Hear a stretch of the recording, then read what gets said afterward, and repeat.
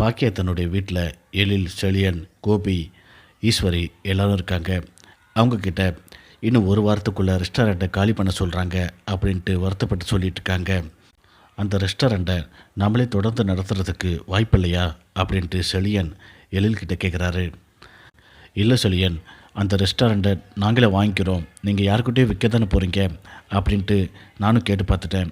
ஆனால் வேறு ஆட்கள்கிட்ட நான் அட்வான்ஸ் வாங்கிட்டேன் அப்படின்னு சொல்லிட்டு ஒரு வாரத்துக்குள்ளே காலி பண்ணுங்க அப்படின்னு சொல்லி அந்த சுதாகர் சொல்கிறாரு அப்படின்ட்டு எழில் சொல்கிறாரு. இரு என்னமோ கடைக்கு போயிட்டு மிட்டாய் வாங்குற மாதிரி பேசுகிற. அந்த ரெஸ்டாரண்ட்டை திரும்பி வாங்கணும் அப்படின்னா அதுக்கு எவ்வளோ செலவாகும் அப்படின்ட்டு உனக்கு தெரியுமா? எப்படி உன்னால் வாங்க முடியும் அப்படின்ட்டு ஈஸ்வரி கேட்குறாங்க. இன்னொரு லோனை போட்டு தான் வாங்கணும் அப்படின்ட்டு எழில் சொல்கிறாரு. ஏற்கனவே வாங்கின ஒரு லோனுக்கு எப்படி அதுக்கு டியூ கட்டுறது அப்படின்னு தெரியாமல் பாக்கியா தவிச்சு போய் நிற்கிறா. அதுக்குள்ளே இன்னொரு லோனை வாங்கலான்ட்டு நீ பிளான் பண்ணுறியா? பேசாமல் பாக்கியா, நான் சொல்கிற மாதிரி செய், இன்னும் ஒரு வாரத்துக்குள்ளே ரெஸ்டாரண்ட்டை காலி பண்ணிடு அப்படின்ட்டு ஈஸ்வரி சொல்கிறாங்க.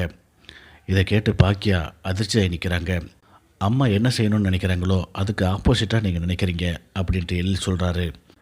ஆமாண்டா, என்ன தான் உடம்பு முழுக்க எண்ணெயை தடவிட்டு உருண்டு பிறண்டாலும் உடம்புல என்ன ஒட்டணுமோ அதை தான் ஒட்டும். பேசாமல் பாக்கியா, நீ வீட்டில் இருந்து வீட்டில் உள்ளவங்களை கவனி.